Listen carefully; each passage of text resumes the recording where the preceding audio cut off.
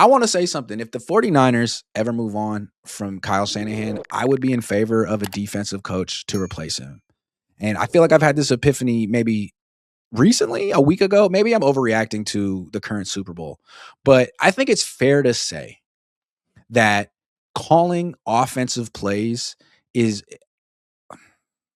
difficult, and it's hard to do it well unless you give your 100% focus to it. That means when the defense is on the field, your defense is on the field, you're sort of planning, sequencing your next drive. Not just thinking, what am I going to call on the first play? Like, no, what am I trying to set up? How am I going to get to the end zone? That's what the best ones do. It's what Kyle does. It's what Sean Payton does. It's what Andy Reid does. It's what Sean McVay does. Sean Payton. Which Sean did I say? So if that's what you have to do to be a great offensive coordinator, I would just rather you be the offensive coordinator. If you're looking at your play sheet, if your mind is elsewhere and you're thinking about the next drive while the defense is on the field, while special teams is on the field, by definition, you're not a head coach, even if you have the job. And you could hire someone to be like the game management coordinator, but like, what's a game management coordinator? That's the head coach. That's your job. And I feel like all of these guys, from Sean Payton to Sean McVay to Andy Reid, Kyle Shanahan, none of them do a good job with game management. I mean, why did the Broncos lose a couple of days ago? Because Sean Payton didn't understand that he needed to like get as many points as he could before the freaking avalanche came down. And he went for it on fourth down with his backup quarterback. Like, thanks, dude. I'm sure the play was great and you had a whole sequence planned, but that was a horrendous decision and you're the reason they lost. You're the reason they lost because of that game management decision. And then Sean McVay, like, you didn't challenge that catch by Cooper Kupp. You didn't go for it late when you shouldn't. You didn't go for too late when you should have.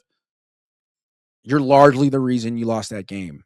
And what I feel about defensive coaches is that they don't have to plan their calls a drive in advance. They're looking at the offense, trying to figure out how to match up. Okay, they're in base. What do we want to be in? They're in a bunch set. What's the situation? It's first down and second down. Okay, we'll blitz on third down, or we just want to play coverage here.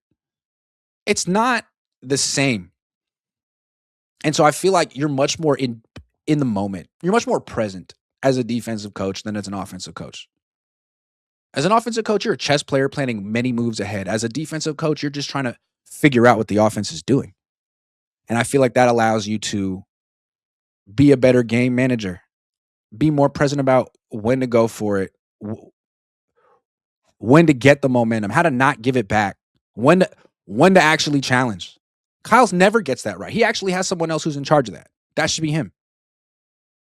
You could argue that the reason the Niners lost in Philly in this NFC Championship game before Brock messed up his arm was Kyle didn't challenge a clear drop by Devontae Smith.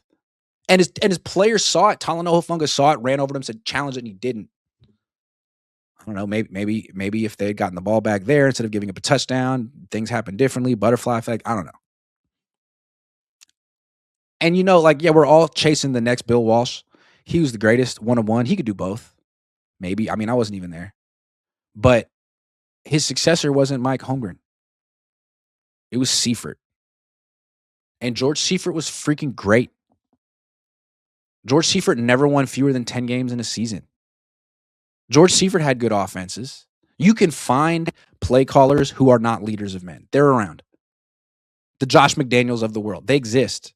It's harder to find legit leaders who are excellent coordinators as well. And those are often defensive guys. So if Kyle has to go, I'm open to looking on the defensive side. I want the next Mike McDonald.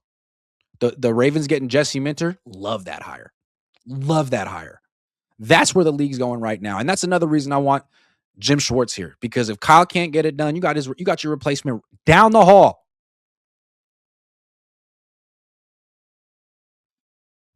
All day, every day, Kim says, but there's a big group that always makes mistakes for why Brock wasn't successful, but then turns around and just straight dogs out other teams' quarterbacks.